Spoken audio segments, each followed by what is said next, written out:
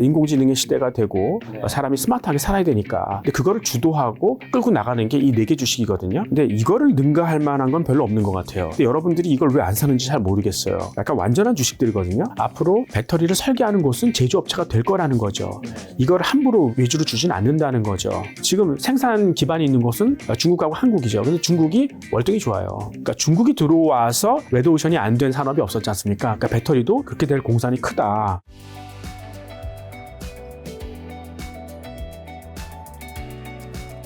이제 크리스마스도 끝나고 정말 이제 한 해가 며칠 안 남은 거잖아요. 네네. 아무래도 지금 올해도 한번 돌아보고 또 내년 증시도 이제 사람들이 많이 궁금해 하실 텐데 교수님께서 현재 한국이랑 미국 증시 점검 어떻게 보시면서 그 다음에 내년 전망 어떻게 좀 보시나요? 그러니까 올해를 시작하면서 이제 많은 분들이 경기 침체가 올 것이다. 뭐 증시 대폭락을 준비해야 된다. 뭐 이런 얘기 많이 했었지만 사실 코스피는 올해 17% 반등을 했고요. S&P 500은 25% 정도 상승을 했었죠. 예. 그래서 생각보다 굉장히 좋았던 것 같아요. 아무래도 고용이 그렇게 나쁘지 않았고 그 이유는 이제 신경제, 그러니까 디지털이라든가 인공지능 이런 쪽에서 계속 고용이 창출되고 있잖아요. 예, 그런 부분이 있었고 특히 이제 일본 같은 경우에는 29%가 올랐어요. 니케이 225가. 반면에 이제 중국의 CSA 300은 마이너스 15%니까 완전히 대조를 이루었죠. 그러니까 앞으로 교육이 감소하고, 그러니까 미국이 고금리로 가면서 이제 엔화나 위안화가 절하됐지 않습니까? 근데 일본은 대체될 수 없는 산업들, 그러니까 정밀기계나 정밀로 화학 뭐 이런 쪽에서 여전히 수출 산업이 건재해서 엔화 절하의 효과를 다 얻었던 반면에 중국은 굉장히 교육 감소에 직격탄을 맞았던 그런 한 해로 볼 수 있겠습니다. 그래서 지난 10년을 돌아보면 우리나라가 가장 안 좋았던 것 같아요. 그러니까 지금 이 주가 지수, 그러니까 코스피의 시세 차익이라든가 배당 수익을 합해 보면 우리나라가 연 3.6%밖에 안 돼요. 근데 이제 S&P 500이 11.6%로 제일 좋았고 니케이가 한 뭐 9.9%로 그 다음이었고 유럽이나 뭐 중국 같은 경우는 한 5% 정도를 봤었는데 우리 그거보다 못한 거죠. 그러니까 사실 이게 한 해만 봤을 때는 뭐 고작 한 뭐 7%라고 말할 수 있지만 연복리로 계산이 되면 되게 커지는 거잖아요. 그렇죠. 굉장히 벌어지는 게 심한 거죠. 근데 우리나라가 이렇게 좀 언더퍼폼하는 이유가 뭘까 생각해 보면 이제 확실히 어떤 나라나 이 주가를 끌어올려주는 주도주 같은 게 있어야 되잖아요. 그렇죠. 그런 어떤 그 반짝반짝하는 어떤 스타들이 있어야 되는 건데 우리나라가 그런 게 많이 부족한 것 같아요. 다행히 이제 2023년에는 배터리라는 게 있었잖아요. 그렇죠. 주가를 끌어올려줘야 되는데 이제 그런 것들이 이제 계속 좀 우리나라는 줄고 있다. 이게 좀 문제가 되는 것 같고요. 그러니까 예전에 제가 활동할 때만 해도 한국이 굉장히 좀 성장기에 있는 기업들 그리고 성숙기 초반 뭐 이래서 좀 굉장히 재미있는 기업들이 많이 있었는데 지금은 다 늙어버린 것 같아요. 교육 감소도 거기에 많은 영향을 주고 있고 근데 이제 뭐 반도체나 자동차 지금은 이제 불확실성에 많이 휩싸여 있는 거죠. 그리고 그 다음을 이을 뭐 네이버나 카카오 이건 완전히 국내용이고요, 그냥. 그리고 이제 배터리가 올해 조금 좀 하이라이트를 줬었는데 과연 유지될 수 있는 건지 이런 것도 좀 걱정이 되고 지금은 이제 금리 인하가 가장 화두가 돼 있지 않습니까? 그럼 당연히 이제 미래를 얘기하는 기술주들이 올라올 거 아니에요. 그렇죠. 근데 한국 기술주들이 있냐는 거예요. 그거는 이제 한국보다 미국에 있을 거 아니겠어요? 그래서 이제 미국을 쳐다보자. 뭐 이렇게 얘기를 드리는 거죠. 예. 그럼 여기서 한 가지 궁금한 거는 지난 10년에 어쨌든 미국이 한국보다 훨씬 좋았던 거잖아요. 그렇습니다. 예. 앞으로 10년도 그렇게 될 확률이 높을까요? 예, 지금은 이제 시작이라고 생각해요. 그러니까 이런 앞으로 이 디지털을 이끌어갈 그런 신기술이 어디 있느냐. 미국에 있죠. 예, 그러니까 그거는 굉장히 긴 추세이기 때문에 여러분들이 앞으로 미국을 좀 공부해야 되는 그런 시기다 이렇게 생각하는 것 같고요. 예. 자, 그럼 이제 내년에 은행 예금이나 채권, 주식, 금, 뭐 다양한 투자 자산들이 있잖아요. 2024년 어떤 자산 좀 늘려야 될까요? 그래서 예금이라는 거는 사실 돈이 너무 많아서 그냥 더 이상 재산을 증식할 필요가 없는 사람들 그리고 이제 자산 관리에 이제 신경 쓸 여유가 없는 사람들 있잖아요. 그러니까 웬만하면은 예금은 하지 말아야 되는 거죠. 그리고 조금 성의 표시하려면 그래도 채권이라도 갖는 게 좋을 것 같고 아무래도 이제 금리가 인하되니까 이제 채권 가격이 올라갈 거 아니겠습니까? 특히 이제 장기 채권일수록 그 효과가 더 크지 않습니까? 그러니까 장기 채권 괜찮은 것 같아요. 근데 시장에서 자꾸 국채를 사라는 거예요. 거죠. 지금 이제 기업 도산율이 올라가고 있으니 저는 반대로 생각하거든요. 그러니까 앞으로 금리가 내려가서 자금이 풍부해질 걸 기대한다면 그러면 기업 도산 확률이 그만큼 떨어지고 신용 프리미엄도 줄어들 거 아니겠어요. 그러니까 기준금리만 떨어지는 게 아니고 크레디트 스프레드 같이 떨어지니까 조금 이제 뭐 여러분들 그 거래소에 상장되어 있는 전화사채 같은 것도 있어요. 그러니까 쉽게 살 수 있고요. 예, 그런 어떤 전환사채가 굉장히 조건이 좋지 않습니까? 예, 그래서 그런 걸 한번 보시는 게 좋을 것 같고 주식은 역시 미래를 얘기하는 기술주들이 이제 판을 치겠죠. 근데 저는 이제 미국의 4대 빅텍들이 있지 않습니까? 그러니까 마이크로소프트, 애플, 구글, 아마존 뭐 이런 업체를 봤을 때 사실 보통 투자를 생각할 때 위험 대비 수익률을 보지 않습니까? 근데 이거를 능가할 만한 건 별로 없는 것 같아요. 근데 여러분들이 이걸 왜 안 사는지 잘 모르겠어요. 이게 약간 완전한 주식들이거든요. 이런 4개 빅텍을 사두는 것이 좋을 것 같고 특히 이제 신성장 기술주 가운데 그동안 고금리를 못 견디고 도산설이 나오는 경우도 있었어요. 근데 이런 기업들이 나중에 다시 살아 돌아오는 경우를 생각한다면 이 반등폭이 훨씬 더 크겠죠. 예, 그리고 금 같은 거는 사실 저는 원래 안 좋아하거든요. 지난 100년 동안의 금 실질 수익률이 1.2%밖에 안 됐습니다. 근데 미국 국채 수익률이 1.8%거든요. 그러니까 국채보다도 못한 뭐 이런 상황이었고요. 지금은 그러니까 금이라는 건 스태그플레이션이 기대될 때 한번 반짝하는 건데 지금은 그 정반대 상황으로 가니까 이건 아닌 것 같고 달러는 아무래도 그동안 미국이 고금리를 유지했기 때문에 좀 강세로 갔었잖아요. 금리를 내리면 달러는 약세로 가겠죠. 근데 저는 한국 사람한테 이럴 때 달러 표시 자산을 늘려야 된다고 생각해요. 왜냐하면 이 원화의 가치가 구조적으로 추세적으로 이제 그 절하될 거기 때문에 차라리 지금이 찬스죠. 그러니까 달러 가치가 다시 안정될 때 그때 달러 자산을 저점 매집하는 게 좋을 것 같다 이렇게 말씀드릴 수 있겠습니다. 근데 방금 전에 주식 얘기하면서 MS, 애플, 구글, 아마존 얘기하셨는데 이게 매그니피센트 7에서 4개잖아요. 그 다음에 엔비디아랑 테슬라랑 하나가 메타나 뭐 넷플릭스 같은 지금 자막장하게 뜨고 있을 텐데 왜 이 4개 주식을 완전한 주식이라고 표현을 하시는 거예요? 나머지 이제 매그니피센트 7 3종목은 또 해당이 안 되는 건가요? 아니요. 엔비디아도 좋은데 메타는 좀 그렇고 엔비디아까지는 좀 봐줄 수 있을 것 같아요. 그러니까 왜냐하면 약간 좀 하는 업무가 좀 다른 거죠. 그러니까 지금 그거 같이 묶어놓은 거는 결국은 이제 이 4개 주식이 AI, 그러니까 인공지능을 주도하고 있지 않습니까? 인공지능이 치고 나가면 당연히 이제 반도체의 수요가 늘어나니까 엔비디아까지 붙여놓은 것 같아요. 그러니까 그런 세트로 본다 그러면 거기까지 보는 게 맞을 것 같습니다. 근데 완전한 주식이란 건 어떤 의미인 건가요? 그러니까 보통 리스크 대비 리턴을 이제 찾는 거 아니겠어요? 그렇죠. 예, 근데 어떤 미래의 어떤 그런 성장 가능성을 볼 때 리스크 대비 리턴이 이것만큼 좋은 거는 사실 찾기 어렵다고 생각하는 거죠. 왜냐하면 앞으로는 이제 그 인공지능의 시대가 되고 사람이 스마트하게 살아야 되니까. 근데 그거를 주도하고 끌고 나가는 게 이 4개 주식이거든요. 그러니까 여기 중심이 될 수밖에 없어요. 자, 지난 12월 FOMC 있었잖아요. 이 해석이 뭐 전문가마다 다 조금씩 다른데 교수님 결과 어떻게 해석하시고 파월의 멘트에서 주목할 내용 그리고 어쨌든 금리 인하를 이제 시사했잖아요. 제가 듣기로는 2024년에 3번 그 다음에 5번 정도 시사를 했던 것 같은데 금리 인하 시작되면 주가 방향이랑 금리 인하 시기에 좀 주식 투자 방법이 또 지금과 뭔가 좀 달라야 될 것 같기도 하고요. 그러니까 이제 미국 연준이 고금리를 고집하다가 결국 말을 바꿨죠. 그래서 내년에 이제 3번 정도 25bp씩 내리겠다. 뭐 이렇게 얘기했는데 시카고 선물거래소에 반영된 컨센서스는 좀 달라요. 상반기에 3번, 하반기에 3번, 총 6번 내릴 것이다. 뭐 이렇게 얘기를 하고 있죠. 근데 이제 우리의 관심은 그거보다 더 내릴 수 있을 것인가? 뭐 이런 그러니까 금리 인하 속도에 대해서 좀 관심이 있는 거고요. 저는 그럴 거라고 생각해요. 그러니까 사실 그동안 고금리를 유지하겠다는 게 인플레를 핑계로 삼았지 않습니까? 저는 사실 고금리 때문에 인플레가 더 조장된 것 같다는 생각을 했었거든요. 그러니까 이 금리라는 게 비용이잖아요. 금융 비용이 상당하지 않습니까? 그러니까 대표적인 게 집값이죠. 그러니까 이제 뭐 금리가 올라가면 이제 모기지 금리가 올라가잖아요. 그러니까 주택 유지 비용이 올라가지 않습니까?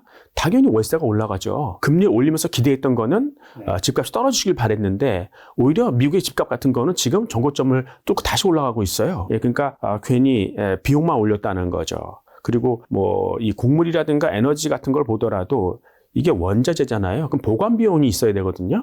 거기에 금융 비용이 상당하다고요. 그러니까 금리 올렸으니까 오히려 인플레가 조장된 거죠. 그러니까 코스트 푸시 인플레이션이었잖아요. 이게 수요가 아주 좋았던 게 아니라. 예, 그러니까 이런 비용 유발 인플레이션인데 금리까지 올려서 설상가상으로 더 인플레를 악화시켰다. 금리 올려서 수요를 잡고 싶었는데 원래 수요는 그렇게 강한 게 아니었다. 그러니까 억제할 수요도 없었다. 이렇게 이제 우리는 생각을 하는 거죠. 그래서 오히려 금리를 낮추면 인플레가 더 빠르게 안정될 가능성이 있다고 저는 생각하는 거죠.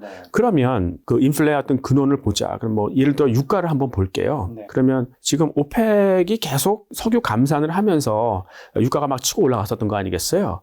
요즘에 유가가 좀 안정되고 떨어지고 있어요. 그 주된 이유가 뭐냐면 미국의 원유 재고가 늘은 거죠. 그러니까 사실 이 바이든이 약간 좀 실수를 한 거죠. 그러니까 처음에 집권한 다음에 여기 화석 연료와의 전쟁을 선언한 거죠. 그래서 돈이 아예 셰일가스 쪽으로 못 갔어요. 투자가 안 됐다고요. 그러니까 그런 와중에 오펙이 감산하니까 꼼짝 못했던 거죠. 이제는 셰일도 어느 정도는 증산을 할 준비를 했고 이제 지금 하고 있고 그다음에 특히 이제 브라질 같은 남미 국가들이 열심히 그러니까 비오펙 국가들이죠. 걔네들이 연락에 지금 그 증산을 하고 있죠. 브라질 같은 경우에는 2029년까지 세계 4대 산유국이 될 거라고 선언할 정도니까 그럼 오펙이 열심히 감산해가지고 그걸 누가 주워 먹습니까? 비오펙이 즐기면은 결국은 오펙의 어떤 그러한 단결력이라는 건 떨어질 것이다. 뭐 이렇게 생각할 수 있는 거고 인건비 같은 경우도 사실 코로나 쇼크 때문에 노동력이 굉장히 많이 부족해졌지 않습니까? 비정상적으로 인건비 올려준 거잖아요. 그럼 다음번에 어떻겠습니까? 그러니까 2024년 1월 달에 다시 임금 재계약을 할 텐데 그때는 상당히 임금 상승률이 떨어지겠죠. 그래서 사실 Fed가 걱정하는 거는 인플레였다가 갑자기 디플레 쇼크로 오는 그런 걸 걱정하고 있거든요. 그러니까 우리가 2011년부터 2019년까지 그러니까 코로나 사태 발생하기 전까지 굉장히 많은 양적 완화를 했잖아요. 시장에 굉장히 많은 돈을 풀었지 않습니까? 그 당시에 인플레가 얼마인 줄 아세요? 그러니까 연 1.7%밖에 안 돼요. 얘네가 타겟했던 2%에는 택없이 모자랐다는 거죠. 그러니까 사실 수요만 봤을 때는 굉장히 오히려 디플레 압력이 굉장히 있었다는 거죠. 그런 민낯이 드러날까봐 걱정을 하는 거고요. 특히 이제 고금리가 걱정되는 이유가 꽤 오랫동안 유지돼 있었지 않습니까?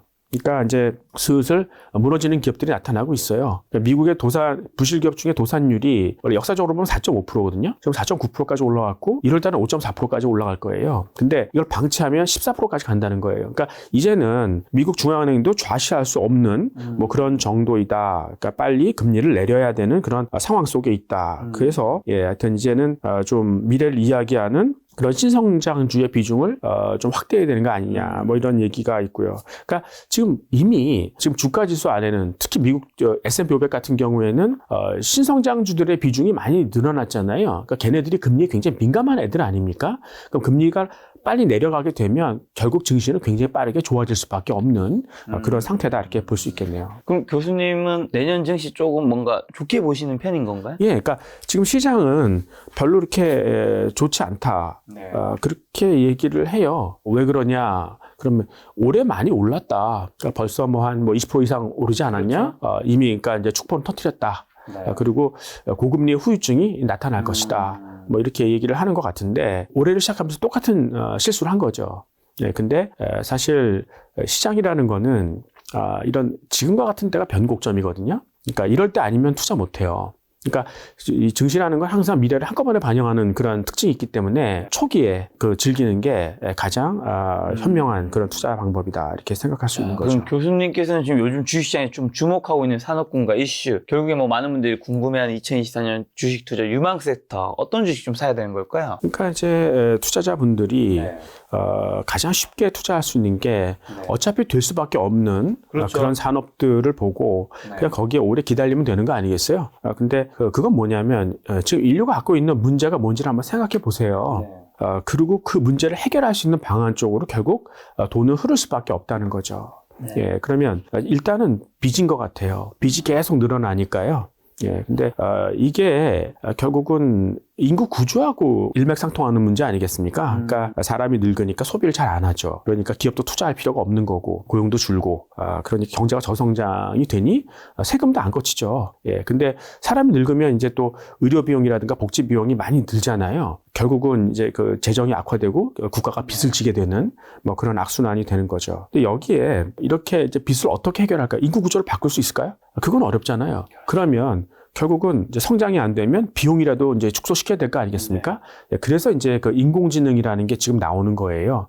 근데 그 인공지능을 주도하고 있는 곳이 아까 말씀드린 마이크로소프트, 애플, 구글, 아마존 이런 빅텍들이죠. 그럼 인공지능의 이제 기본이었던 그 딥러닝 있잖아요. 이거를 처음 개발한 사람이 제프리 힌튼이에요. 이분이 이제 그 캐나다 토론토 대학으로 가서 자기 제자들하고 만든 회사가 DNN 리서치라는 거였고 그게 구글에 인수가 됐던 거죠. 그러니까 이 사람이 구글 직원이었어요. 그래서 구글이 인공지능을 잘하나? 이렇게 생각했는데 오히려 지금 챗 GPT를 내놓은 건 오픈 AI, 그러니까 마이크로소프트가 주도했던 거죠. 그러니까 이런 그 이 빅텍들이 왜 혈안이 되어서 이렇게 인공지능을 뭐 주목하고 있는가? 그거는 이 네 개의 이 빅텍들이 지금 하는 일은 다 달라도 쳐다보고 있는 곳은 한 곳이에요. 얘네들은 무엇이든 물어보세요. 내가 다 해결해 드리겠습니다. 그러니까 원스톱 서비스를 해주겠다는 거죠. 결국은 뭐 예를 들어서 당신의 혈액 정보를 나한테 좀 보여주세요. 네. 그러면 이 AI 기법을 통해서 혈액의 어떤 그 단백질의 패턴 이걸 분석하는 거죠. 예, 그래서 당신이 지금처럼 살면 몇 년 후에는 어떤 병이 이렇게 발병할 거니 지금부터 이런 치료법을 쓰거나 아니면 이런 약을 드세요. 라고 미리 얘기해 준다 그러면 굉장히 중독성 있는 서비스가 될 거 아니겠습니까? 네. 다 이런 걸 통해서 사람들을 다 가둬두겠다는 얘기죠. 결국은 그런 패권은 얘네들이 가져갈 거예요. 그럼 이걸 가장 두려워하는 게 누구냐면 어떤 기득권이죠. 그러니까 이제 그 핵심 중에 핵심이 이제 그 뭐 유태인 금융자본들이죠. 지금 이 빅텍을 계속 견제하는 그런 세력들이 뭐 이런 쪽이고, 예, 그래서 이제 지금은 이제 굉장히 규제가 좀 심한 편인데 앞으로는 대세가 되지 않을까? 뭐 이런 생각을 해보는 거고, 그리고 이제 결국 인공지능이라는 게 결국은 이제 패턴을 잡는 거지 않습니까? 그러면 결국은 그걸 다 계산을 해야 되거든요. 그러니까 이 계산 능력, 즉 반도체 역량이 계속 뛰어나야 되는 거죠. 그래서 엔비디아나 AMD 뭐 이런 쪽이 같이 올라오는 거고요. 그다음에 이제 AI 스킬도 중요하지만 그 다 데이터, 그 고급 데이터가 필요한 거 아니겠습니까? 근데 그 데이터가 해킹되면 안 되잖아요. 그러니까 사이버 보안이 되게 중요하다. 그래서 이제 이 크라우드 스트라이크 같은 회사가 또 이제 부각이 되는 거고, 이렇게 이제 말씀드릴 수 있고, 그 다음에 또 하나의 문제는 어차피 지금 인류는 신재생으로 넘어가기로 했어요. 이게 그렇죠. 물론 환경 문제일 수도 있고, 또 이제 중국을 견제하기 위한 것도 있을 수 있지만, 어차피 가기로 했어요. 근데 지금의 문제는 뭐냐면, 송전망이 없어요. 그러니까 예를 들어서 꽤 신재생 발전 단가가 낮아졌습니다. 네. 그러니까 태양광이나 뭐 해상 풍력이죠. 근데 이게 풍부하게 나오는 것이 어디입니까? 바다 아니면은 사막 이런 데잖아요. 그런 데까지 송전망을 갖고 갈 수 있습니까? 그러니까 전기를 생산할 수는 있는데 다 버려야 되잖아요. 그러니까 그러지 말고 그 전기로 물을 분해해서 수소를 만들어라. 수소를 기존의 그 송전망이 있는 곳으로 운송을 해서 거기서 다시 발전해서 보내라. 그러니까 기존 송전망을 조금 더 이제 그 활용할 수 있는 그런 쪽으로 가자. 뭐 이런 얘기죠. 그래서 그렇게 보면 이제 수소 경제가 생각보다 일찍 올 수 있다. 그러니까 시장에서는 그건 뭐 수소는 저장도 되고 운송 인프라 이거 언제 깔아? 아마 늦게 올 거야라고 생각하는데 생각보다 일찍 올 수 있을 것이다. 뭐 이럴 때는 이제 이 발라드 파워라고 여기는 이제 수소를 가장 먼저 이제 다뤘던 업체죠. 그다음에 플러그 파워 마찬가지입니다. 그래서 이런 두 업체가 생각보다 일찍 올라올 수 있다 이렇게 생각할 수 있고요. 그다음에 이제 철을 생산할 때 그 철광석이 있잖아요. 네. 거기 산소가 붙어 있어요. 그럼 그걸 떼어내야 돼요. 네. 지금은 탄소를 때려 넣죠. 그럼 CO2 날아가고 이제 쓸 수 있거든요. 근데 CO2는 저기 지구 온난화하지 않습니까? 네. 그래서 이제는 탄소 쓰지 말고 수소 쓰자는 거예요. 수소를 넣으면은 결국 H2O가 돼서 물로 빠지고 철광석 쓸 수 있는 거죠. 이거를 처음 이제 적용하는 데가 어디냐면 H2 스틸이라는 게 있어요. 네. 유럽의 H2 스틸. 여기 엄청나게 지금 보조금 받고 자금 펀딩을 많이 했어요. 얘네가 이제 수소를 이용해서 철을 씻고 이제 용광로가 아니라 전기를 통해서 이제 철을 생산하지 않습니까? 그러니까 수소로 만든 철이죠. 그거를 스카니아라고 그 트럭 만드는 업체 있지 않습니까? 네. 스카니아가 그 수소로 만든 철을 통해서 트럭을 생산하기 시작할 거예요. 2024년부터. 그러니까 이런 경제가 본격적으로 이제 나오기 시작한다. 이렇게 생각을 하는 거고. 그러니까 이런 활동에 굉장히 본격적으로 관심을 갖고 있는 데가 산유국들이에요. 산유국은 사실 전기차로 다 바뀌면 석유를 쓸 데가 없잖아요. 그렇죠. 그렇다고 버릴 수는 없지 않습니까? 그러니까 석유를 좀 고부가로 쓰자. 이렇게 얘기하는 거죠. 그러니까 석유가 지금 탄소하고 수소로 결합되어 있잖아요. 이거를 자동차 연료로 태우지 말고 쪼개자. 촉매를 통해서 쪼개면 수소는 수소대로 전기를 만들 수 있지 않습니까? 그렇게 해서 에너지를 쓰고 탄소는 섬유나 뭐 그라핀 같은 고급 소재로 사용을 하자. 그러면 훨씬 더 고부화가 될 것이다. 근데 여기 이제 중동 국가들, 산유국도 관심을 갖고 있고 미국도 관심이 있어요. 그러니까 미국도 산유국이잖아요. 그러니까 이런 쪽에 엄청나게 관심을 갖고 있기 때문에 하여튼 이런 수소 경제가 좀 일찍 올 수 있을 것이다. 뭐 이런 생각도 할 수 있고 이제 또 하나는 뭐냐면 이 기존 송전망을 쓸 수 있는 그런 방법이 뭐냐 그러면은 예를 들어 석탄 발전기를 떼어내고 거기다가 소형 원자로를 꼽아 놓자. 그러면은 이제 그 이산화탄소 없이 기존의 송전망을 사용할 수 있을 것이다. 이렇게 보는 거죠. 근데 사람들이 막연히 이제 원자로는 위험해. 이렇게 생각하는데 그러니까 소형 원자로가 왜 안전하냐면 이거는 이제 조금 원자 핵 발전을 조금 설명할 필요가 있을 것 같아요. 그러니까 우라늄을 쓰지 않습니까? 핵 연료로. 네. 우라늄 235가 있고 238이 있어요. 그럼 거기 중성자를 하나 딱 집어넣거든요. 그럼 235가 거의 다 일을 해요. 235 안으로 들어가서 그래서 그게 그 우라늄이 쪼개지면 그 핵 에너지를 뽑아 쓰는 거거든요. 근데 중성자가 너무 속도가 빠르면 우라늄 235 안으로 못 들어가요. 그러면 감속을 시켜줘야 될 거 아니겠습니까? 그래서 기존 경수로에선 뭘 사용하냐면 물을 사용해요. 물 안에 H2가 있죠. 수소가 있지 않습니까? 이 수소하고 중성자하고 크게 비슷해요. 그러니까 감속 효과가 뛰어나거든요. 근데 온도가 올라가면 이 물은 증발해버리지 않습니까? 그럼 안 되잖아요. 그러니까 이 증발을 막으려면 그 원자로 내의 압력을 막 높인다고요. 고기압을 만드는 거죠. 그럼 터질 우려가 있지 않습니까? 네. 근데 소형 원자로는 물 대신에 감속제로 나트륨을 사용해요. 근데 나트륨은 끓는 점이 883도예요. 그러니까 웬만하면 기화가 안 돼요. 그러니까 이걸 고기압을 만들 필요가 없지 않습니까?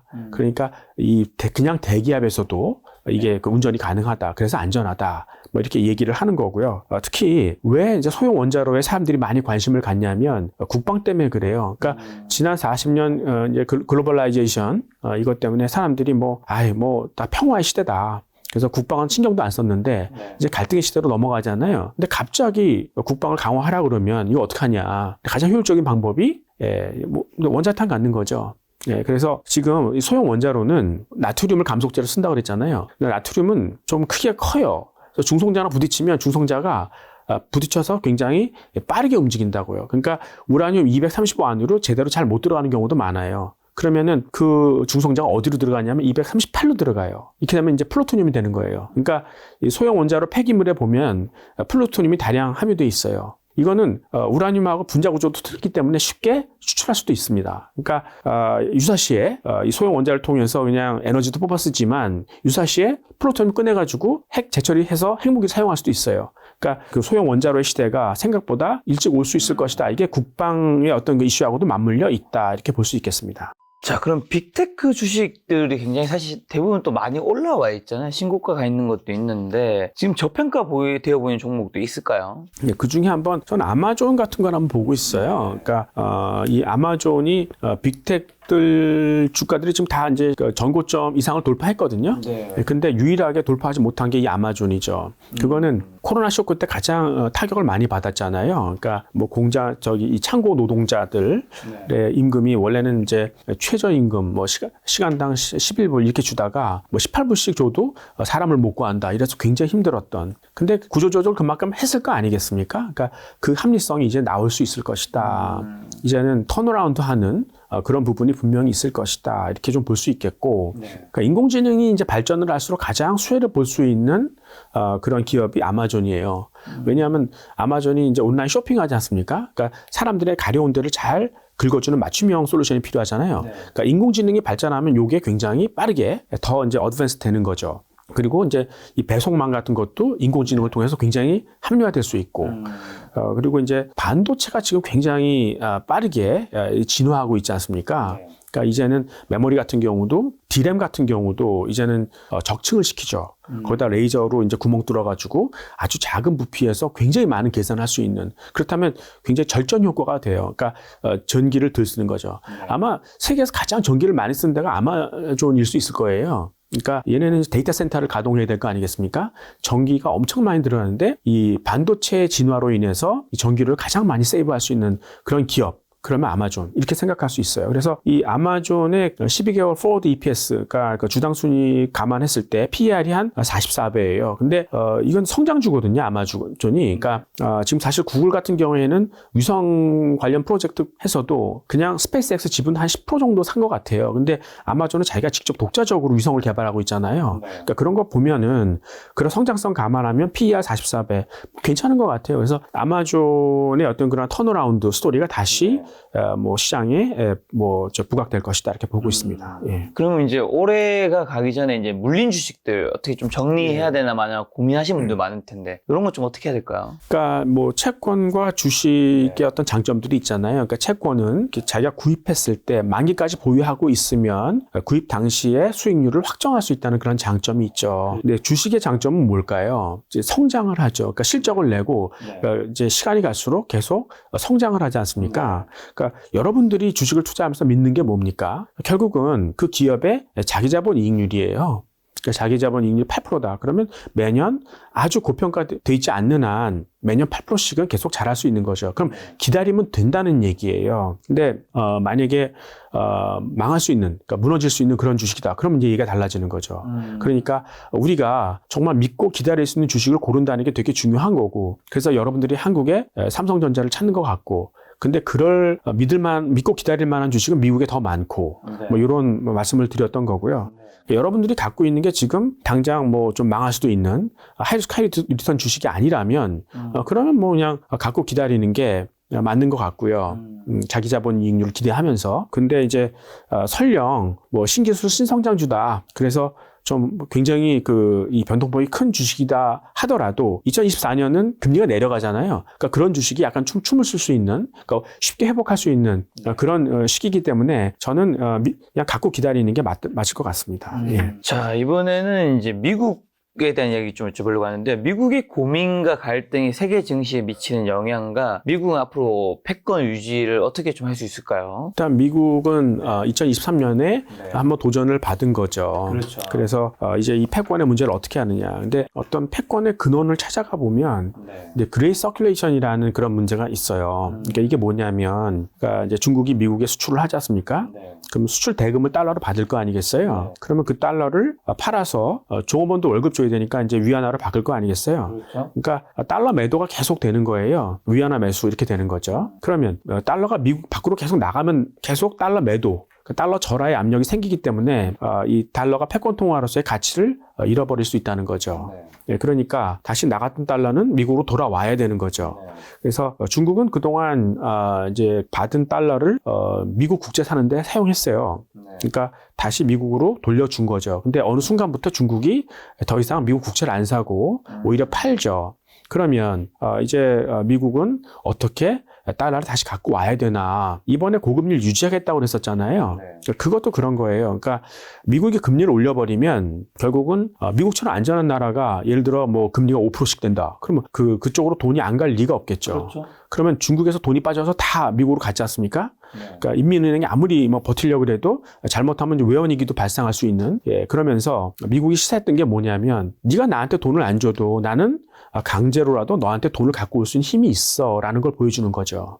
그러니까 지금 이제 다시 금리를 낮춰줘서 다시 돈을 돌려주긴 하겠지만 잘 봐도 나는 이럴 수 있는 힘이 아직도 있어 라는 거를 얘기해주고 싶었던 거죠. 저는 사실 미국이 나갔던 달러 다시 갖추오기 위해서 그냥 중국에다가 셰일가스를 팔 줄 알았어요. 중국 대기 오염 때문에 지금 천연가스가 필요했던 거 아닙니까? 그럼 이 셰일가스를 팔면 지금 중국이 이제 대금으로 달러 다시 돌려줄 거 아니겠어요?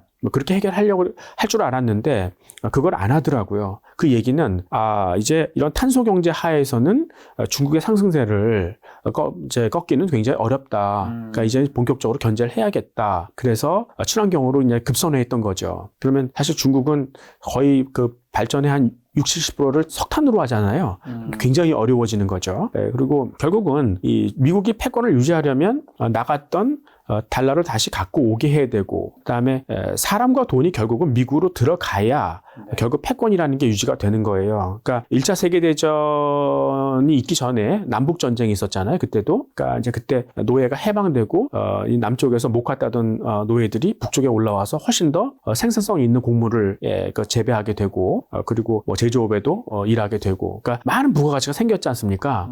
그 당시에 또 이 폭약 기술도 발달을 했어요. 그래서 폭약을 통해서 항만을 좀 깊게 파고, 그래서 큰 선박이 접안할 수 있고, 그러니까 그 큰 배를 통해서 그동안 이제 늘렸던 부가가치, 많은 생산품들을 유럽으로 수출했죠. 그러니까 유럽들이 굉장히 이제 잠식당하는 그런 부분이고, 거기서 이제 그런 물건들을 내려놓고 돌아올 때는 사람을 태워서 이제 들어온 거죠. 그러니까 결국은 미국의 수출이 늘면서 결국은 돈과 사람들이 이제 미국으로 들어왔던, 그러니까 미국의 패권이 굉장히 강화될 수밖에 없었던, 그러니까 1차 세계대전은 결국은 2차 세계대전 마찬가지지만 미국의 어떤 그런 패권을 인정해주는 어떤 이벤트였다. 뭐 이렇게 생각을 한다면 지금은 어떻게 미국이 그 사람과 돈을 갖고 올 수 있겠냐? 미국이 갖고 있는 자산이 무엇인가? 그러면 기초과학이에요. 그러니까 미국으로 가면 모든 문제가 쉽게 해결된다는 거죠. 그러니까 새로운 부가가치를 막 만들어야 되는데 미국이 그런 앞서가고 있는 뭐 인공지능의 디지털 쪽에 바이오 쪽에 기술이 앞서기 때문에 결국은 그러한 신성장 기술을 갖고 있는 그런 스타트업들을 어떻게 그럼 금리를 낮춰서 계속 육성해야 되는 거죠.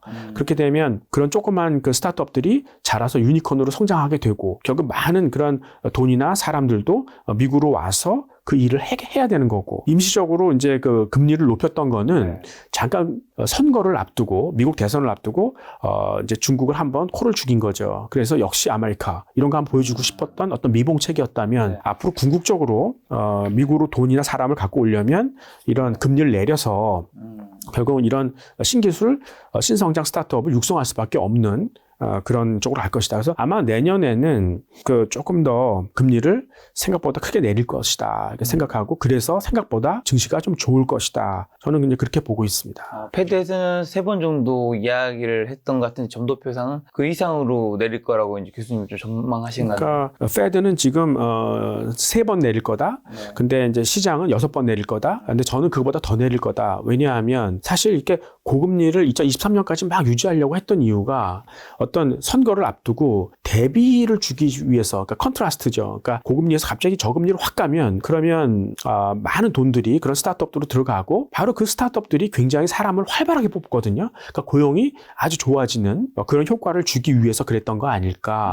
뭐 이렇게 생각을 하는 거죠. 그 6번이든 뭐 7번이든 아니더라도 이제 횟수가 작으면 그만큼 금리를 좀 크게 낮추는. 네, 하여튼 뭐 지금은 어떤 그 대선을 앞두고 쇼크를 주려면, 그러니까 어떤 서프라이즈죠. 예, 그렇게 하려면 금리를 생각보다 크게 내릴 것이다. 이렇게 생각하는 거죠. 대선 말씀해 주셔서 그럼 이제 내년 미국 대선이 11월에 있는데 승부가를 중요한 관전 포인트는요? 글쎄요, 지금 이제 미국 사람들이 불만이 굉장히 많죠. 미국은 원래 그 부의 불균형이 심한 나라 아니겠습니까? 그렇죠. 예, 그래서 지니계수를 보더라도 미국이 한 40 정도, 그러니까 지니계수가 1로 가까울수록 굉장히 부의 불균형이 심한 거고, 0으로 오면 조금 이제 잘 분산이 된 거고 하는 건데, 미국이 40인 반면에 영국, 프랑스, 독일 이런 데가 한 30 초반이에요. 그러니까 미국이 확실히 좀 부의 불균형이 심하죠. 그래서 미국 사람들이 내가 저 사람보단 못 살아도 그래도 이전보다는 생활이 좀 나아졌어 라는 것 때문에 이런 부의 불균형을 감내했던 건데 2000년대 들어오면서 자꾸 이제 사람들이 늙어가지 않습니까? 소비 안 해요. 그러니까 투자도 안 되고 저성장으로 가니까 이제 슬슬 불만이 생겨 나오기 시작하는 거죠. 예, 그래서 여기다가 이제 트럼프가 한 번 더 실수를 한 거죠. 2017년에 법인세를 35%에서 21%로 낮췄어요. 그러니까 트럼프가 기대했던 건 이제 이런 기업들이 세금이 낮아지면 조금 더 이제 좀 운신의 폭이 커지니까 투자도 많이 하고 고용도 늘어날 거야 생각했는데 착각이었었죠. 지금 세금을 낼 정도로 돈이 있는 데는 제조업체들이에요. 그러니까 신성장 기업들, 기술주들은 지금 돈을 못 벌고 있다고요. 예, 그러니까 세금을 낮춘 거가 고용 유발로 잘 이어지지 않았어요. 어차피 제조업들은 사양산업이기 때문에 뭐 투자할 이유가 어차피 없었던 거죠. 그러니까 그동안 고용을 유발했던 건 디지털이라든가 헬스케어 같은 데였으니까 사실 저금리는 고용 유발에 효과를 줬었고요. 도움이 됐었고 그다음에 세금 인하는 전혀 그런 역할을 못했던 거죠. 그러니까 괜히 세율만 깎아가지고 가난한 사람들을 도울 수 있는 그런 재원만 그러니까 세수만 부족하게 만들었던 그런 부분이었어요. 그러니까 트럼프가 재선하기 어려웠던 이유도 여기에 있었을 거예요. 근데 그래서 이제 바이든이 들어와서 나는 법인세를 21%에서 28%로 올릴게 이렇게 얘기했어요. 근데 그걸 못했죠. 그래서 바이든의 지지율이 아직 37%밖에 안 됐어요. 그러니까 트럼프하고 비슷한 거죠. 그러면 재선하기 어려운 그런 지금 지지율이죠. 근데 왜 힘들었을까요? 왜 세금을 못 올렸을까요? 그러니까 세율을 올리면 그러면 그 기업들 밑에 있는 종업원들은 편할까요? 회사가 필요하니까 사람 자를까 막 이렇게 될 거 아니겠어요? 어떤 식으로든 세금을 내리긴 쉬워도 올리기는 표를 깎아먹는 행동이라고요. 그러니까 그걸 잘 못하고 이게 만약에 이제 선거가 지나가면 올리겠죠. 예, 근데 하여튼 이런 세금 올리는 데 굉장히 힘든. 그래서 지금은 이 저성장 국면에서 누가 집권을 하더라도 굉장히 불만이 많은 상황이라서 민주당이 계속 이런 어떤 이 집권하기가 좀 쉽지 않지 않느냐. 네. 그래서 지난 11월 달에 정당 선호들 보면 그냥 29대 29더라고요. 그다음에 무관심 한 40% 뭐 이렇게 돼 있는데, 그러니까 아마 트럼프가 아닌 제3의 인물이 등장한다면 공화당이 이길 확률이 높지 않을까? 뭐 이런 생각도 해보고, 반면에 아까 말씀드렸던 것처럼 민주당이 금리를 파격적으로 내린다. 근데 인플레는 오히려 의외로 오히려 더 낮아지고 그리고 신경제 쪽에서 그러니까 디지털이나 헬스케어 쪽에서 AI 쪽에서 고용이 굉장히 많이 늘어난다. 그러면 서프라이즈 주는 거죠. 그러니까 아마 그 민주당은 금리 내리는 게임으로 돌변하지 않을까. 그래서 한번 결국은 이런 쪽에서 승패에 어떤 관전 포인트가 있다고 생각합니다. 자, 어느 쪽이 이제 승리를 하느냐에 따라서 또 수혜 업종도 다른 것 같은데, 미국에서 공화당이 승리한다면 수혜 업종 어떻게 되는 거죠? 공화당은 일단은 이제 그 오일 앤 가스죠. 네. 그러니까 지금 트럼프 같은 경우도 이 셰일 가스 쪽에서 새로운 어떤 신규 고용을 창출했다는 거를 치적으로 삼고 있는 거 아니겠어요? 이게 시간당 60불 넘는 그런 고급 직업이었다. 뭐 이렇게 됐고, 사실 러시아 전쟁이 일어난 이유도 미국이 그 셰일 가스를 유럽에 팔고 싶었던 거죠. 그러니까 러시아 쪽에서 이제 파이프로 오는 게 훨씬 싸긴 했지만, 그래서 이제 러시아가 뭐 독일이나 이런 유럽 국가들로 직접 송유관을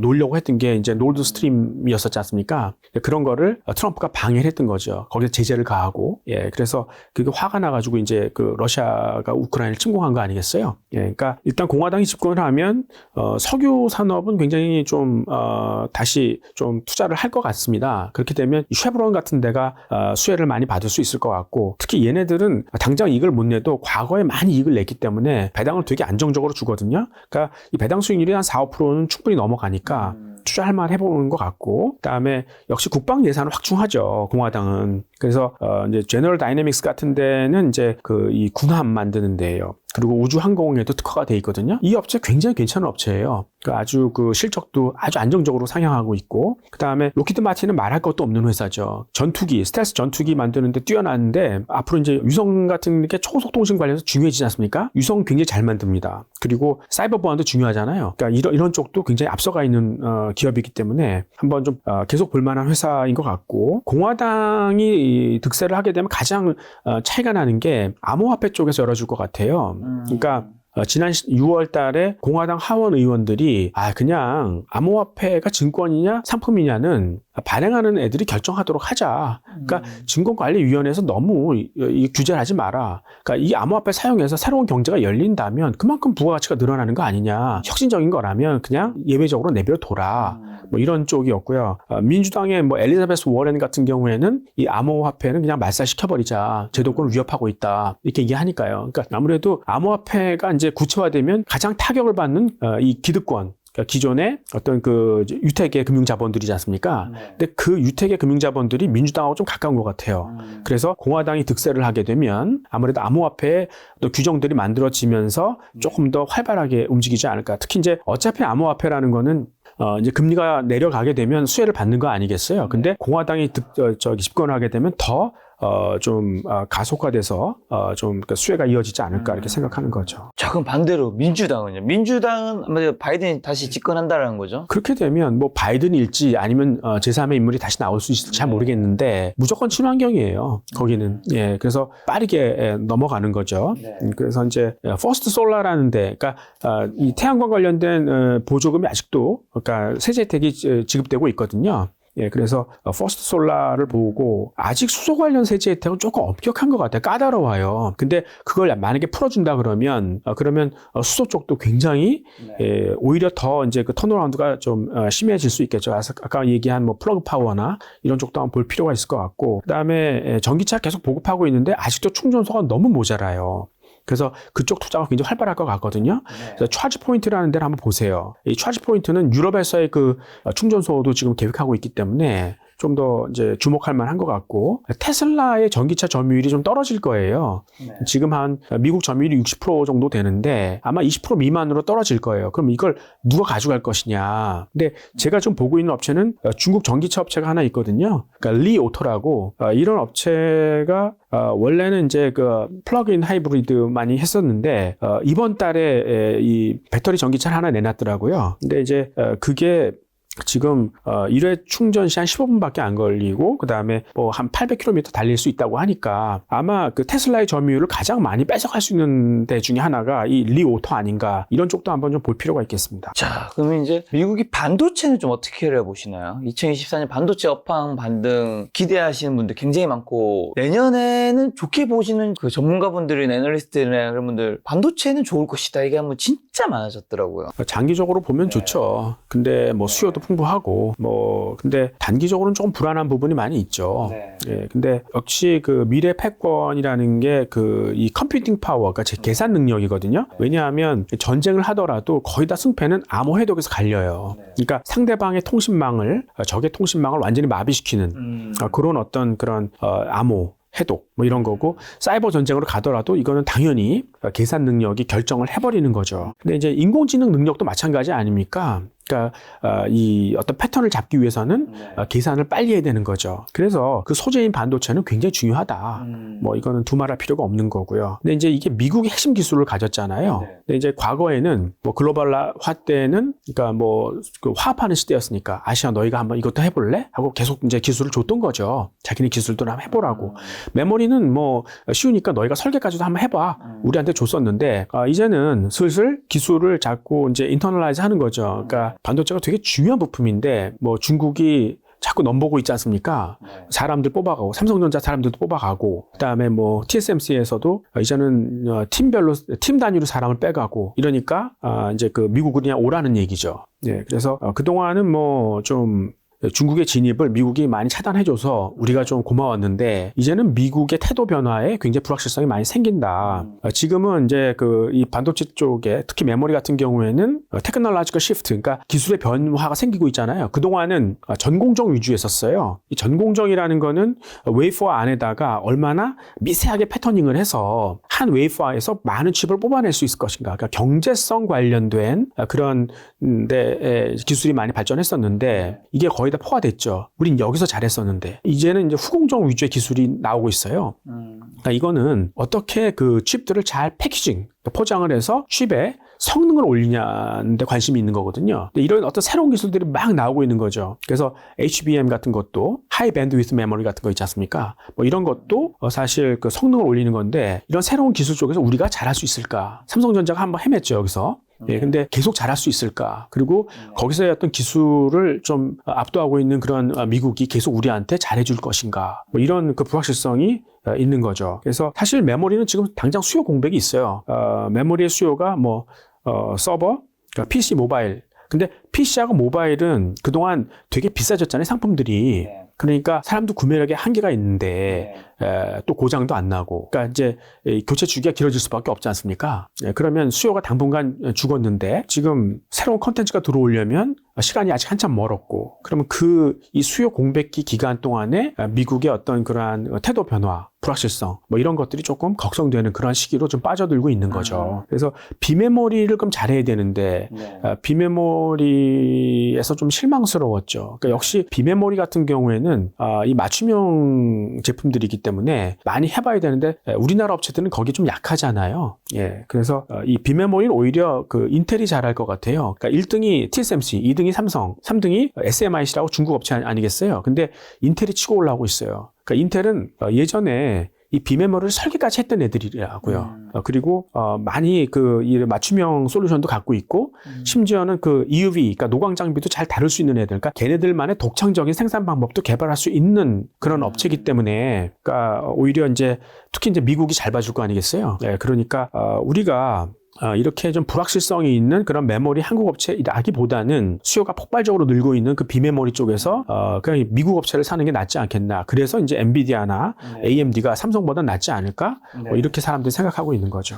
삼성보다 엔비디아, AMD가 낫다 말씀해 주셨는데, 그러면 삼성전자, SK하이닉스는 2024년에는 지금보다는 좀 좋을까요? 주가가? 그러니까 전반적으로 증시가 뭐 반등을 할 텐데 주도주는 아닐 것 같아요. 나쁘진 않을 것 같지만 주도주는 아닐까요? 예, 그러니까 차라리 그냥 인공지능이 결국은 시장을 리드할 것 같고, 그 밑에 있는 기능성 반도체, 그러니까 비메모리 쪽이 치고 나오지, 메모리가 물론 같은 수혜를 받긴 하겠지만 일단 1등줄 사야 되지 뭐 그 세컨더리 2등줄을 사는 건 아닌 것 같습니다. 근데 말씀하신 예를 들면 미국 비메모리 반도체 엔비디아 얘기해 주셨는데, 엔비디아는 올해 진짜 많이 올랐잖아요. 네, 맞습니다. 그 부분에 대해서 사람들이 아니 이게 올해 몇 배나 올랐는데 이건 너무 부담스러운데 생각하실 것 같은데. 타이밍이 뭐 지금은 아니더라도, 그러니까 제가 뭐 말씀드린 다음에 시간이 흐른 다음에 이 방송을 볼 수도 있는 거고, 그러니까 저는 원론적인 걸 보는 거고, 항상 여러분들이 볼린저 밴드라는 게 있잖아요. 거기에 투시그마 근처로 가면 위험해요. 그러니까 그때는 약간 팔아줘야 되거든요. 그러니까 그러니까 투자의 트레이딩의 어떤 타이밍 같은 걸 여러분들이 좀 보긴 하지만 큰 그림에서 말씀을 드리는 겁니다. 자, 이제 2차 전지인데요. 한국의 배터리 주도권을 유지할 수 있는지, 그리고 2024년에 2차 전지 주가 어떻게 될까요? 지금의 여러분들이 알고 있는 리튬이온 배터리, 이게 니켈 코발트 망간을 쓰는 게 있고, 그다음에 리튬 인산 처리 있잖아요. 이런 거를 개발한 사람이 3명의 과학자가 있었어요. 그래서 2019년에 노벨 화학상을 받았죠. 그래서 이런 배터리를 가져다가 한번 실험을 해보고 테스트를 해본 데가 일본 업체들이에요. 근데 일본 업체들은 이거를 버렸어요. 근데 그거를 니켈 코발트 망간을 한국이 갖고 왔고, 리튬 인산철은 중국이 가져가서 이제 발전을 시키고 지금 이 초기에 이런 어떤 그 횡재를 누리고 있는 거죠. 그럼 일본 애들은 이거를 왜 버렸을까요? 하는 거예요. 그러니까 얘네들은 이걸 배터리라고 생각하지 않았어요. 너무 위험하다는 거죠. 그러니까 자기네는 이제 차세대 배터리를 하겠다. 그래서 뭐 전고체 배터리 뭐 이런 걸 하고 있지 않습니까?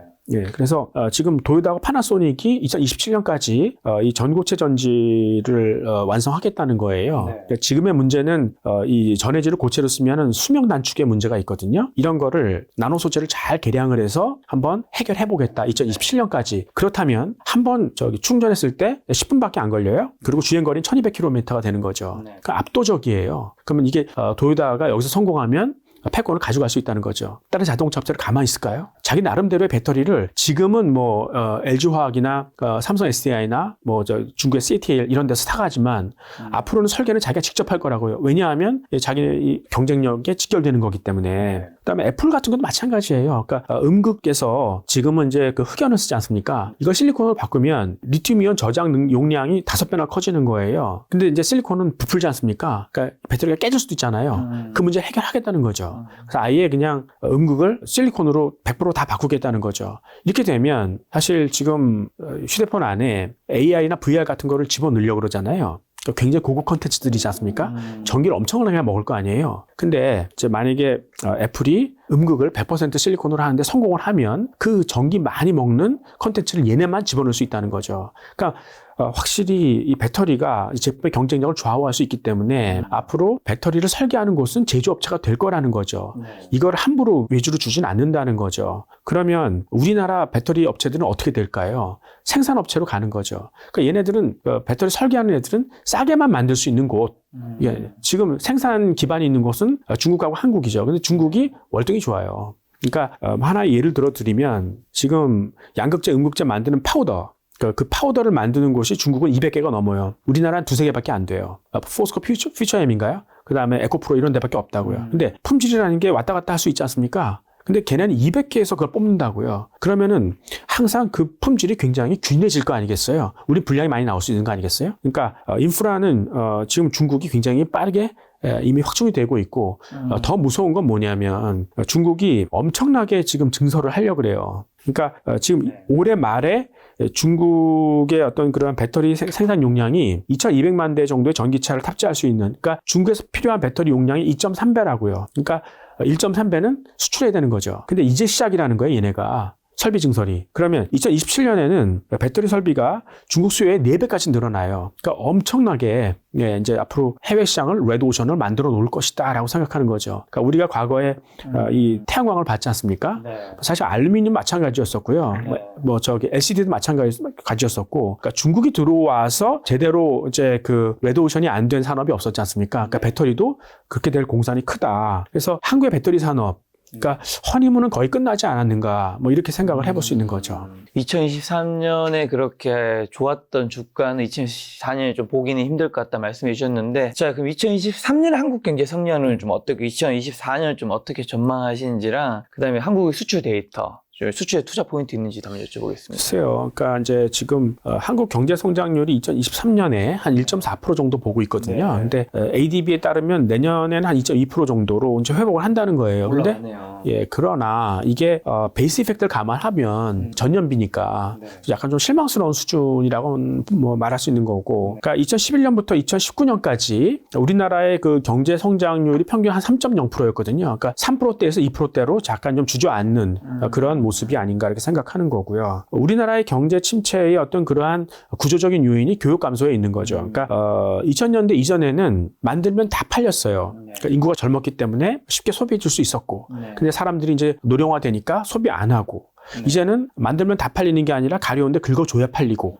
그러면 결국 물건 안에도 많은 데이터가 들어갈 수밖에 없는, 그러니까 맞춤형으로 만들어야 되기 때문에 많은 데이터가 들어가야 되고 차별화를 시켜야 되는 뭐 이런 거기 때문에 점점 더 이제 싸다고 그냥 중국에다가 외주시킬 수 없는, 그러니까 선진국도 직접 자기네가 그 데이터를 케어하기 위해서는 직접 생산을 해야 되는, 그렇게 되면 이제 교역이 감소할 수밖에 없잖아요. 그러니까 지금 투자를 가장 피해야 될 나라를 꼽으라 그러면 기존의 생산 기지를 갖고 있었던 한국, 중국, 일본, 그리고 독일이죠. 그러니까 이런 데가 굉장히 타격을 받을 수밖에 없는, 우리도 그 중에 하나고요. 그다음에 이제 중국이 이제 그 무리한 성장에 이제 슬슬 제동이 걸리는 거죠. 그러니까 원래 1인당 GDP가 12,000불 넘어가게 되면 그 경제 성장률은 한 2.5%에 수렴하는 게 일반적인 상례였었어요. 그러니까 중국이 2021년에 1인당 GDP가 12,000불이 넘어갔거든요. 그러니까 이제는 경제 성장률도 이제 그 세츄레이트 돼야 된다 이렇게 얘기를 하는데, 그래서 중국은 수출 국가 아니냐? 그럼 2.5%의 2배인 한 5%까지도 성장할 수 있는 거 아니냐? 뭐 이렇게 얘기할 수는 있지만, 세상에 중국처럼 큰 나라가 계속 수출 중심국으로 남아 있다면 나머지 나라들은 어떻게 먹고 살아요? 뭐 하고 먹고 삽니까? 그러니까 중국은 계속 지속적으로 수출 중심이 될 수 없고 소비 중심이 갈 수밖에 없잖아요. 그러니까 중국의 성장률이 5%대에서 2.5%로 가는 그러한 어떤 고통을 아마 한국도 같이 경험할 수밖에 없을 것이다. 그러니까 2010년대에 중국이 막 더블 디지트로 성장하고 막 그랬잖아요. 그러니까 우리도 사실 의도한 건 아니었지만 중국이 그렇게 하는 바람에 우리도 영향을 받으니까 우리도 그 약간 좀 거품이 섞여 있었다. 뭐 이렇게 뭐 얘기할 수. 중국의 성장이나 이런 것들이 좀 수치랑 꺾이면서 한국도 그 혜택을 받는 부분이 있는데 그게 좀 꺾이는 부분이 있다는 건데, 그러면 이제 요즘엔 뭐 중국의 인구를 이제 인도가 제쳤고 뭐 한국의 제품이 뭐 인도라든가 뭐 베트남이라든가 뭐 케이팝부터 해서 딴 데 간다고 하는데, 중국을 다른 나라들을 좀 합쳐져도 중국을 대체할 만한 우리가 그런 것들은 안 되는 건가요? 결국은 저기 앞으로는 이제 선진국이 그러니까 수출 기지에서 물건을 갖고 오는 게 아니고 자기네가 직접 하려고 그러잖아요.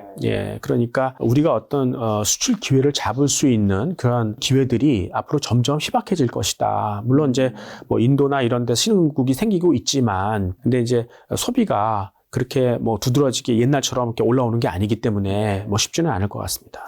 자, 교수님 이번에 주식 투자는 설렘이다라는 책 출간하셨어요. 책 제목에서 설렘이라는 단어가 들어가는 것도 굉장히 오랜만인 것 같기도 하고, 연애책도 아니고 주식책에서 설렘이라는 게 어색한 부분도 약간 있는 것 같기도 한데, 어떤 책인가요? 이번에 두 번째 책이시죠? 그렇죠. 그러니까 작년 이맘때 이제 그 김학주의 40배 투자 클럽이라는 저 책을 하나 냈었는데, 이건 주로 이제 비상장 기업을 좀 얼리 스테이지에 투자하자는 차원에서, 그래서 주로 신기술 중심으로 소개를 해드렸어요. 이제 그러다 보니까 굉장히 좀 어려웠나 봐요. 예, 근데 이번에는 좀 일반적인 투자를 좀 풀어서 설명해 드리는 좀 쉽게 쓴 책이라고 볼 수 있고요. 책의 구성을 보면 첫 번째는 이제 개인 투자자들이 투자를 어려워하는 이유가 뭔가 쉽게 할 수 있는 방법도 있는데 왜 어렵게 하나 뭐 이런 얘기를 했었고, 그다음에는 이제 주식의 적정 내재 가치를 분석하는 그런 기술들. 그러니까 물론 이거는 어려운 터미널로지가 많이 들어가지만 그거를 조금 더 이제 쉽게 일반인들이 이해할 수 있는 삼성전자의 사례를 들어가면서 한번 해봤습니다. 그리고 향후 이제 5 내지 6년을 정도를 지배할 신성장 신기술이 뭐가 있는지 이런 것들을, 그러니까 과거에는 이런 기술들을 조금 좀 어렵게 썼다 그러면 이번엔 상식적으로 이해하기 쉽게 한번 풀어서 설명해 본 부분이 있고요. 그 다음에 이제 마지막으로 투자자들에게 드리고 싶은 내 나름대로 어떤 조언들 같은 걸 좀 적어놨습니다. 근데 이 설렘은 특히 이제 저는 어떤 종목들에 좀 설레냐면은, 그러니까 한번 급등을 했다가 지금 이렇게 주저앉아 있는 이런 종목도, 그러니까 한번 급등을 했다는 얘기는 다시 하이라이트 받을 수 있다는, 다시 급등할 수 있는 소지가 있는 거 아니겠어요? 근데 지금은 그 때가 아니라서 누워 있지 않습니까? 그러니까 매집하기도 사실 그렇게 부담스럽지 않아요. 주가가 싸니까요. 근데 내가 생각했을 때 좀 시장의 생각보다는 이게 좀 빨리 그 시기가 올 수 있을 것 같다 하는 것들을 슬슬 매집하는, 그래서 수소 경제가 대표적으로 그렇죠. 그래서 사람들은 수소를 굉장히 멀리 보고 있지만 그거 생각보다 조금 앞서 온다 그러면 지금 완전히 바닥을 기고 있는 수소 주식들을 매집하는 건 좀 괜찮지 않는가, 뭐 이런 생각도 해보는 거죠. 근데 주식 투자자분들 되게 좀 불안감 느끼지. 사실 교수님 말씀하신 대로 설렘 느끼기 쉽지가 않을 것 같은데 어떻게 하면 좀 설렘 투자할 수 있을까요? 글쎄요. 그러니까 설렌다는 거는 이제 반가운 것을 기다릴 때 설레지 않습니까? 그러니까 서울역에서 반가운 사람이 나오는 것을 마중하는 것처럼, 그러니까 이제 어차피 될 수밖에 없는 테마들이 있지 않습니까?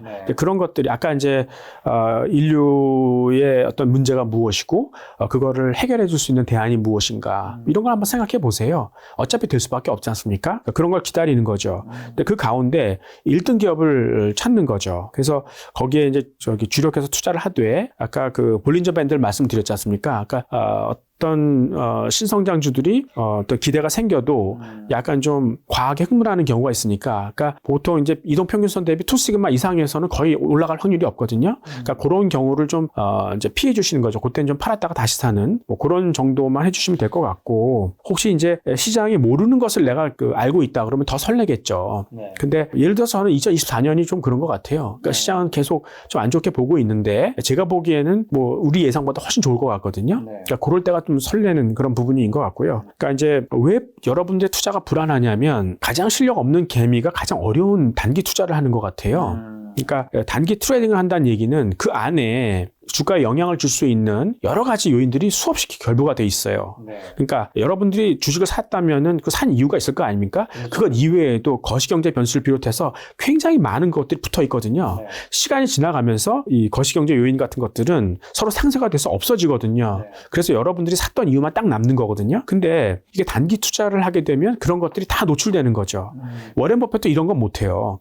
그래서 자기가 투자하는 그런 변수들을 계속 줄여나가지 않습니까? 그러니까 여러분들이 그 단기 트레이딩을 가장 그게 어려운 게임인데 그거 하는 이유는 마치 어차피 모르니까 공부 안 하고 그냥 복권 사듯이 하는 것 같은데, 그런 거는 좀 지양하는 게 좋을 것 같습니다. 교수님만의 투자 종목 선정 기준은 좀 어떻게 되실까요? 그러니까 저는 이제 개인 투자자들이 가치주를 가려내기는 좀 어렵다고 생각하거든요. 그러니까 그럴 만한 실력이 없어요. 그러니까 이거 가치주 투자를 하려면은 이제 싸다고 얘기하려면은 긴 시간을 전망할 수 있어야 돼요. 그러니까 거의 그 주식에 대해서 100% 다 알고 있어야 되는 거죠. 그러니까 이 버핏이 이런 걸 하지 않습니까? 그 사람 투자 기간 20년이에요. 그리고 그 주식에 대해서는 대부분을 다 알고 있고요. 빠삭하게 알고 있죠. 그리고 이제 그 사람조차도 가급적이면 좀 단순한 주식을 좋아하잖아요. 그래서 여러분들이 가치주로 접근하는 거 조금 좀 삼가야 되는 게 아닌가. 그러면 이제 그래서 성장주를 보는 게 낫죠. 그리고 특히 가치주 같은 경우에는 미국 대선이 내년 11월 말에 끝나면 아마 세금을 거둘 거예요. 그러니까 부의 불균형 해소할 수 없으니까. 그다음에 환경 부담금도 많이 때릴 거예요. 그러면 지금 돈을 벌고 있는 기업들이 되게 힘들 거 아니겠어요? 세금을 내야 되니까. 사실 신성장주 같은 경우는 낼 세금도 없죠. 그러니까 이 가치주가 그만큼 부담이 클 거예요. 근데 가치주를 굳이 하시겠다 그러면 1등주가 나은 거죠. 왜냐하면 이런 세금 부담을 견딜 만한 기업들이 별로 그렇게 많지 않을 거예요. 그러면 가치주 위주로, 그러니까 1등 기업 위주로 그게 구조조정 되거든요. 그러니까 그 수혜를 1등주는 받을 수 있을 거예요. 가치주를 하신다 그러면 1등 기업 위주로 가는 게 맞을 것 같고, 그러니까 여러분들한테 가급적이면 성장주로 보라는 얘기죠. 그래서 성장주 살 때 딱 두 가지만 보죠. 첫 번째는 블루오션으로 가는가. 그러니까 이 기업의 성장 잠재력이 정말 충분한가 보고, 두 번째는 핵심 경쟁력. 그러니까 남이 모방할 수 없는 나만의 어떤 차별성이 있는가. 이 두 가지 보거든요. 그렇다면, 그러니까 핵심 경쟁력이 있으면 끝까지 살아남아서 그 커다란 시장을 다 먹을 수 있는 거니까. 그러니까 buy and hold, 그러니까 사놓고 안심하고 기다릴 수 있을 것이다 이렇게 생각하는데, 여러분들 사실 버핏 포트폴리오 중에 40% 이상이 애플이잖아요. 그러니까 어떻게 보면 버핏 포트폴리오도 무늬만 가치주지, 사실 이런 어떤 신성장주, 이런 디지털 기술주에 묻어가는 거나 마찬가지라고 볼 수 있는 거죠. 그리고 여러분들이 이런 성장주를 공부할 때 처음부터 이렇게 많은 금액을 바이앤홀드 하지 마시고, 일단은 잃어도 되는 그 조그만 돈이 있지 않습니까? 여기를 갖고 한번 이 신기술 테마에 대해서 한번 트레이딩을 해보시죠, 뭐. 그래서 돈이 어디서 나와서 어디로 가는가, 그럼 공부할 수 있는 거지 않습니까? 예, 그래서 조금 실수하더라도 그거를 수업료로 생각하라는 거죠. 그래서 아마 나중에는, 그러니까 이게 로테이션이 되거든요. 신기술 테마 가운데 어디서 돈이 빠서 어디로 나가는가, 왜 그런가, 이유들이 있을 거 아니겠어요? 그게 이제 학습이 되는 거예요. 공부가 되는 거죠. 그래서 그게 이제 make sense 하다 그러면은 더 돈을 투자해도 되는 거고, 이제 나중에는 이런 것들이 이제 인공지능이 요 어떤 그런 패턴을 감지해서 이제 로보 어드바이저로 커버를 할 텐데, 로보 어드바이저도 사실 이게 돈이 여기서 빠져서 어디로 나가는지 그 논리는 모를 거 아니에요. 예, 그러니까 여러분들이 조금 더 잘할 수 있을 것 같고, 하여튼 이런 걸 통해서 신성장을 많이 공부한 다음에 본격적으로 장기 투자를 하셔라, 뭐 이렇게 말씀드릴 수 있겠습니다. 워렌 버핏이 투자한 자산 그 비중에서 애플이 40%나 되나요? 40% 넘죠. 예. 너무 집중 투자 아닌가요? 그러니까 그 사람도, 그러니까 시대가 바뀌는 걸 인정을 하는 거죠. 그러니까 자기의 어떤 은행 뭐 이런 그 가치주들이 많이 있었지 않습니까? 제가 좋아했던, 그러니까 수요가 굉장히 안정적이었던, 근데 그런 기능들이 이제 다 무너져 가는 거죠. 그러니까 간접금융도 무너지고, 사람들이 이제 비만 늙어서, 그러니까 이런 어떤 우유라든가 뭐 지방 같은 거 섭취할 수 없게 되는, 그러고 이제 결국은 디지털 사회로 가게 되니까, 그 중에 애플이 가장 지금 돈을 많이 벌고, 그래서 또 앞으로 투자도 많이 할 수 있고, 그러니까 애플을 갖다가 이제 투자를 하는 건데, 어떤 커다란 그런 패턴을 한번 읽어볼 필요가 있겠습니다. 예. 자, 주식 투자로 수익을 올린 사람과 올리지 못하는 사람의 차이점은 좀 어떤 걸까요? 그러니까 실수를 가장 많이 하는 게 이 오버 리액션, 그러니까 과잉 행동하는 거 아니겠어요? 네. 그러니까 뭐 주가가 좀 오르면은 굉장히 영원히 오를 것 같고, 떨어지면 거의 뭐 패닉 셀링을 하게 되는. 그렇죠. 예, 근데 사실 그런 시장의 정보 같은 거 일희일부 하다 보면은 그 정보 가운데 약간 좀 잘못된, 그러니까 미스 인포메이션도 있거든요. 근데 거기에 속는 경우도 많고, 맞아요. 그러니까 여러분들이 나름 공부해서 샀을 텐데, 그러니까 자기가 잘 모르는 남의 영역에 가서 이제 싸우다 보면은 황당한 실수를 많이 하게 되는 거고, 이런 것만 안 해도 돈 벌 수 있을 것 같아요. 예, 그래서 자신의 영역에서 싸우라는 거죠. 그러니까 자기가 잘 알고 있는, 자기가 모르는 주가가 많이 오른다 하더라도 그거를 참을 수 있는 그런 인내력이 필요하다, 이렇게 얘기하는 거고, 자기가 잘 아는 것만 잘해도 충분히 돈은 벌어요. 그게 더, 그러니까 사실 투자라는 거는 실수를 줄이는 게임 아니겠어요? 네. 이게 골프랑 비슷하죠. 그러니까 골프를 쳐보셨으면 아시겠지만, 뭐 약간 좀 멘탈이 무너지면 뭐 더블 보기, 트리플 보기 쉽게 하지 않습니까? 근데 버디하기는 어렵잖아요. 그러니까 이 실수를 좀 줄이는 그런 연습들을 많이 해보면 좋을 것 같습니다. 자, 주식 투자 설렘이다 이 책에 교수님의 투자 실패 경험도 있을 것 같은데, 가장 기억에 남는 성공을 위한 발판이 된 실패 경험이 있다면 어떤 게 좀 있을까요? 나름대로 이제 인사이트를 이렇게 가동하다 보면, 이게 내가 어떻게 이런 생각까지 했지? 라고 스스로 대견해야 할 때가 있어요. 그때가 가장 위험할 것 같아요. 그러면은 쉽게 시장이 틀렸다고 얘기를 하죠. 근데 시장은 그렇게 만만한 상대가 아니기 때문에 한번 뭐 자기가 이렇게 생각을 했는데 반대되는 의견들이 있을 거 아니겠어요? 그렇죠. 그런 의견을 한번 주의 깊게 들어보는 게 굉장히 중요할 것 같고, 자기에 대해서 스스로 의심을 해보는 거죠. 그러니까 더 이상 의심할 수 없을 때까지 의심을 해보고, 그래도 자기 생각이 맞을 것 같으면 그때는 이제 굉장히 빠르게 엑스큐션, 그러니까 행동에 옮겨야 되는 거죠. 그래서 저는 예전에 투자 의사결정이 생기면 꼭 시장가로만 매매했어요. 몇 푼 더 싸게 뭐 또 사거나 비싸게 팔려고 그런 고민 안 했다는 거죠. 예, 그래서 조금 더 순발력 있게 행동하고, 특히 이제 1등 기업에 집중하는 게 좋다고 생각하는 이유가, 어떤 모멘텀이 발생해서 거기 직접적인 수혜를 받는 그런 업종이 있지 않습니까? 주가가 막 오를 거 아니겠어요? 근데 2등 기업이 있지 않습니까? 그러니까 이제 세컨더리 베네핏을 받는 거죠. 그러니까 그런 업체는 아직 주가가 못 올랐잖아요. 그러니까 가끔 그럴 때마다 1등 주식을 팔고 2등 주식, 그러니까 좀 싼 걸로 이렇게 교체하는 경우가 있었어요. 근데 거의 다 실패하더라고요. 그러니까 한번 모멘텀이 발생을 하면 1등 주식이 쫙 오르고 그게 꺾이면 한꺼번에 다 빠지지 2등 주식으로 스피로버 되는 경우, 그러니까 넘쳐 흐르는 경우를 거의 못 봤거든요. 그러니까 여러분도 그거는 좀 삼가하는 게 좋을 것 같습니다. 자, 주식 투자자가 또 지녀야 기본 습관과 마인드가 있다면요? 그러니까 일단은 좀 겸손할 필요가 있는 것 같아요. 그러니까 제 선배분 중에 한 분은 주식 투자를 해가지고 돈을 벌잖아요. 그러면 그 중에 일부는 채권으로 조금 바꿔놔요. 그러니까 투자를 해놓고 그 얻은 부분까지 다 진짜 뭐 몰빵을 해가지고 다시 재투자를 하거나 그래서 이제 위험 자산에 대한 어떤 그러한 비중을 나름대로 제한해서 정해놓는 거죠. 그러니까 너무 과도하게 위험 자산에 투자하지 않는 그런 부분이 필요하고 너무 잦은 투자 판단을 하지 마세요. 그러니까 여러분들이 이제 나름대로 샀던 이유가 있을 거 아니겠습니까? 거기에 비해서 좀 사소한 이벤트들이 있으면은 그 부분은 그냥 무시하라고요. 그러니까 그걸 다 따라다니다 보면은 그걸 다 맞출 수는 없지 않습니까? 그럼 엉뚱한 실수를 하게 되고 그걸 참을 수 있어야 여러분들의 투자 판단이 끝까지 살아남게 되는 그런 부분이 있었고요. 그 다음에 이제 자신이 선호하는 그러한 기업의 유형을 한번 좀 생각해 보라는 거죠. 그러니까 여러분도 좋아하는 스타일이 있지 않습니까? 그러니까 그게 어떤 게 좋아합니까? 저 같은 경우에는 일단 핵심 경쟁력 있는 걸 좋아했어요. 그러니까 남이 모방할 수 없는 그런 게 중요했고 그다음에 장비를 싫어했어요. 그러니까 장비는 그때만 잠깐 이제 반짝하는데 나중에 다시 수요가 나오려면은 한 몇 년을 기다리고 그 사이에는 거의 뭐 매출이 빵인 경우도 있어요. 그때 이제 그야말로 데스발리죠. 그러니까 못 견디면 기업이 죽을 수도 있는 거죠. 그러니까 소모품을 좋아하고 장비는 싫어하고 그다음에 잔존 가치, 잔존 기술이 있는 그러니까 지금 이 사업이 좀 실패하더라도 그 기술을 활용해서 다음 세컨 점프할 수 있는 그런 기술이 있는 그런 회사를 좋아했고 그다음에 이제 한 달이 매출을 올리는데 투자가 너무 많이 들어가는 그런 업체는 싫어했습니다. 그러니까 아무래도 그런 업체 같은 경우에 경쟁이 좀 치열할 수밖에 없기 때문에 그런 걸 좀 피하는 그런 것들 책에 좀 써놨으니까 한번 보시고요. 그다음에 진짜 뭐 피할 때는 피해야 되는 거죠. 그러니까 뭐 우리가 통제할 수 없는 그런 상황들이 막 발생할 때가 있지 않습니까? 크라이시스 같은 데가 대표적인 경우죠. 그러니까 그럴 때는 미련 없이 잠깐 시장을 떠나 있는, 그러니까 해지를 시켜놓고 빠져나와 있는 그런 용기를 가질 수 있어야 된다. 뭐 이렇게 볼 수 있겠어요.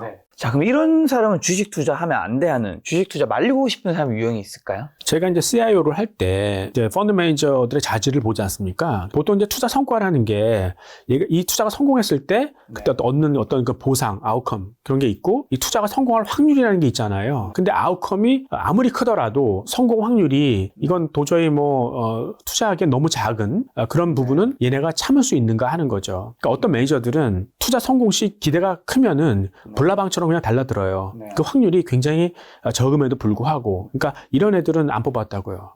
그러니까 투자 확률이 아주 낮을 때 그거를 잘라낼 수 있는 어떤 용기가 있는 그런 건데 사람들의 어떤 그런 성향이 그런 것 같아요. 그러니까 사람들은 기본적으로 위험 회피형이거든요. 그러니까 한 단위 보상을 더해줘도 투자 위험을 줄이려는 성향이 기본적으로 있는 거죠. 되게 조심스러운 게 기본적인 사람인데 성공 시 투자 성과가 어느 수준을 넘어가잖아요. 그럼 사람이 돌변하게 돼요.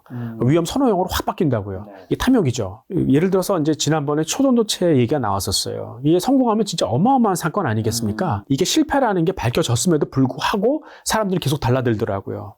저는 예전에 이런 걸 이용한 적도 있었습니다. 그러니까 어떤 이벤트가 나왔을 때 이게 성공했을 때 굉장히 커다란 사건이냐? 그러면 초기에는 순발력 있게 무조건 사버려요. 그리고 이게 시장에 좀 알려지게 되면 빨리 빠져나오는 거죠. 그러니까 왜냐하면 사람들이 이렇게 위험 회피형이었다가 위험 선호형으로 돌변할 걸 알았기 때문에 이런 걸 이용하는 경우도 있는데 하여튼 궁극적으로는 이런 걸 잘 가려낼 수 있어야 된다. 그런 말씀입니다. 교수님께 제 이제 투자에 대해서 궁금한 거 하나 좀 여쭤보고 싶은 게, 저 같은 경우는 이제 직업적인 특수성을 제가 뭐 사실 뭐 증권사에 소속돼 있는 건 아니지만 제가 뭐 게스트분이 어떤 소형주를 얘기했는데 그 소형주를 사는 것도 좀 윤리적으로 안 맞을 수 있잖아요. 그러다 보니까 이제 소형주 투자는 거의 중소형주 투자는 하지 않고 그 플러스로 또 제 투자 실력이 높지 않기 때문에 저는 개인적으로 이제 근로와 내 사업 소득을 높이는 데 최대한 내 시간을 들이고 내 투자 실력은 좀 미천하니까 어쨌든 미국에서 뭐 나스닥 100이라든가 퀵큐라든가 뭐 S&P 500 같은 지수 추종하는 거라든가 제가 좀 좋아하는 애플이라든가